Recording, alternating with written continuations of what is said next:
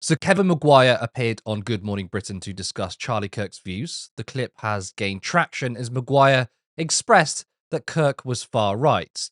Now, surprisingly, Susana Reid, someone who's always appeared to be sort of in the middle, if not a liberal bent, made a strange defence of him. Or you see, after the assassination of the far-right agitator Charlie Kirk, anyone... Far-right is a little extreme, Kevin. What? It's the right-wing agitator. What? He backs the Great Replacement theory, the conspiracy theory that somehow the government is working to replace white people. I'm not sure that's true. He did. He used to back it. He said the Civil Rights Act, which enfranchised black people, was a mistake. He backed the idea that... He was involved in very supportive campaigns on behalf of black employment. He backed the... And had a lot of black supporters, by the way. He backed... It was mainly white nationalists who backed him.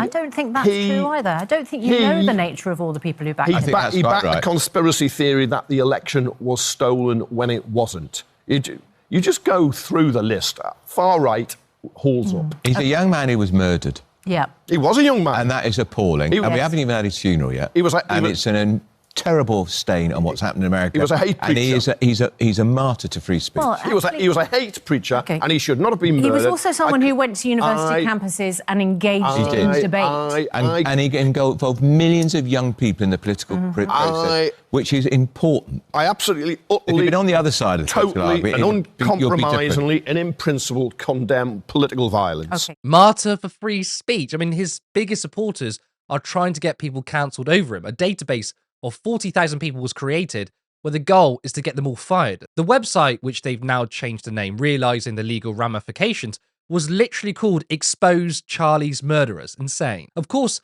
Maguire has been receiving a lot of attacks, namely Twitter, because it seems you're not allowed to criticise Kirk. James Melville said, Kevin Maguire making an absolute arse of himself on TV. They know it, and the look in his eyes indicates that even he knows it. Now, Maguire is being truthful. Sorry, maybe it's not popular to say, certainly not on Musk's Twitter, but that doesn't mean he's wrong. The US is going through a full-blown fascist operation, cancelling people they don't like. Jimmy Kimmel's show has been pulled for attacking Trump for showing that he didn't actually care about Charlie Kirk. Now, this was the video he showed. We hit some new lows over the weekend with the MAGA gang desperately trying to characterize this kid who murdered Charlie Kirk as anything other than one of them and doing everything they can to score political points from it. In between the finger pointing, there was grieving. On Friday, the White House flew the flags at half-staff, which got some criticism. But on a human level, you can see how hard the president is taking this. My condolences on the loss of your friend Charlie Kirk. May I ask, sir, personally, how are you holding up over the last day and a half, sir? I think very good. And by the way, right there, you see all the trucks?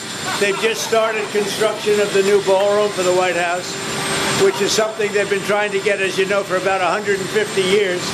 And it's going to be a beauty. Yes. He's at the fourth stage of grief, construction. There's demolition, construction. This is not how an adult grieves the murder of someone he called a friend. This is how a 4-year-old mourns a goldfish, okay?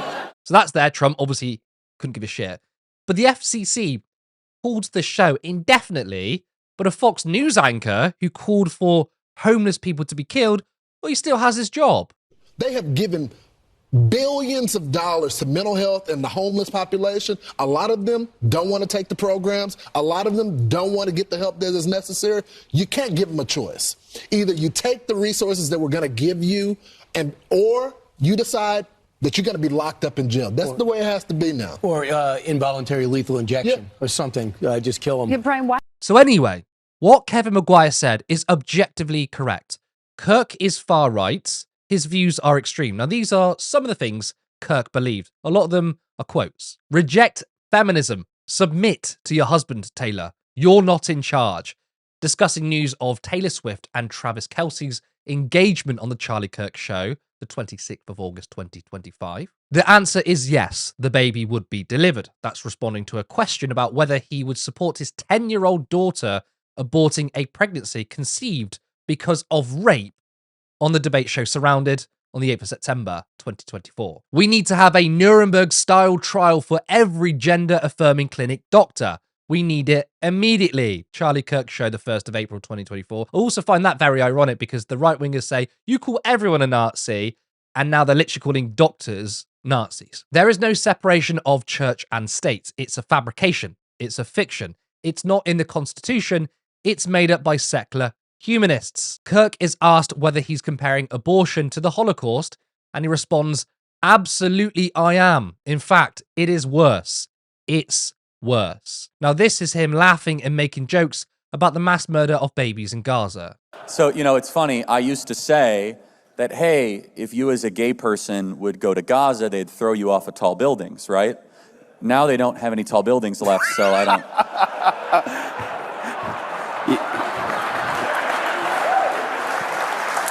When you mess with the bull, you get the horns. Is that too soon? I'm sorry. Soon. Maybe you shouldn't kill Jews, stupid Muslims. He's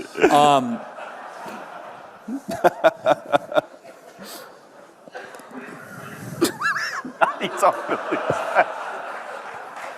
I like that. I like that. Where was I? Yeah. So Kirk was a Christian nationalist. He didn't believe in a secular state. He wanted the government to be ruled by the Bible.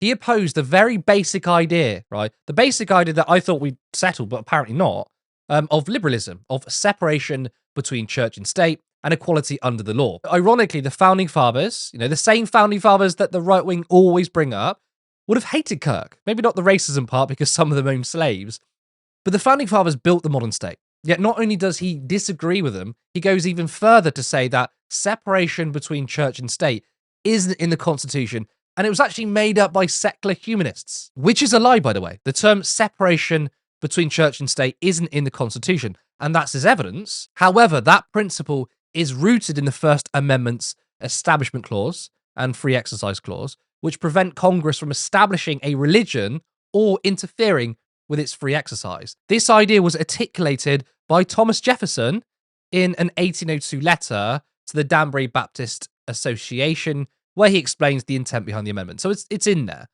What's surprising to me, though, is Susana Reid. As I said before, she's someone who appears to be quite centrist, maybe on the liberal side, yet there she was, downplaying Kirk's views, quite ferociously too. So what's going on? I think two things are happening here. Number one, Reid is doing this for selfish reasons. She wants to be relevant, and I think she's been keeping up with the right-wing shift. She probably knows that you get backlash for correctly identifying Kirk's positions, and she wants to look good.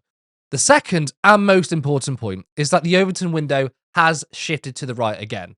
Mainstream pundits have very little integrity. In fact, they have zero integrity. Most don't have principles or strong beliefs. Therefore, they simply move with the Overton window.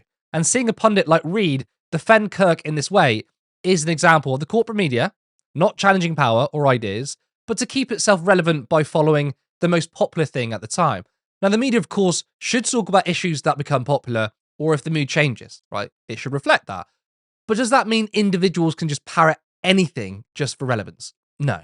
And this is how the window shifts, because the media doesn't hold the line. It doesn't do its job of informing people, criticizing power. Remember, Kirk wasn't just a conservative commentator. He was powerful. He had connections to the Trump administration. And Turning Point, the company he founded, has a huge amount of influence in the US. The media serves the powerful. And I think it's absolutely insane that the media is trying to normalize these extreme ideas from a man who hated democracy, yet at the same time makes you out as a radical for calling for wealth taxes despite 80% of the country supporting it. The media protects corporate interests, so it's going to view some as radical and others not. Of course, it's the ideas of threatening power, taxing the rich is seen as way more dangerous, and we all know why. Now look, I've heard many people say that you can't just label everyone far right. I absolutely agree. I do think that some people use that term too often, and maybe it doesn't help when that happens. But you also need to understand that there is a growing far-right project, so there are more of them. The increased usage of that term is because there are simply more in number. You can't be bullied into silence. It's your free speech to call someone far-right. I also think part of the reason why the far-right label is rejected is because the political debate has continually moved to the right, that far-right ideas don't seem far-right, which is dangerous. Yet this is happening thanks to people like Susana Reid, who are trying to reframe ideas that most considered extreme to simply, oh, well, he's slightly controversial. Wanting to live in a religious theocracy. That's not controversial. That's literally the end of democracy. The idea that if you have a different religion or no religion, like I'm an atheist, that I and others should have less rights or be outright expelled from society because they're not Christians, that's not just a little bit controversial. Does everyone remember Nana Acquia? She said live on TV that we should let refugees drown. A disgusting and deplorable thing to say. She never appeared on that show again, rightfully so. I don't think you should platform people who say such disgusting things.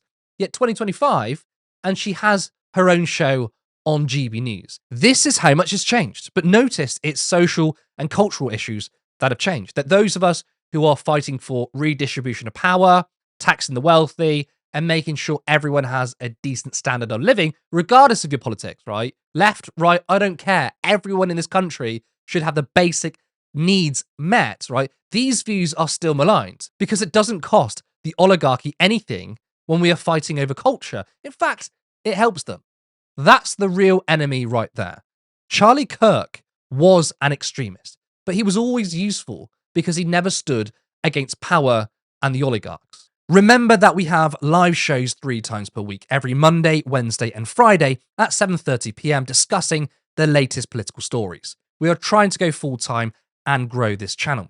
You can support us by going to turnleftmedia.co.uk/support. There you can support us monthly via Patreon, or there is another link to a one-off donation. Alternatively, you can become a YouTube member for just 99p. Remember to like this video, subscribe if you haven't already, and I'll see you soon.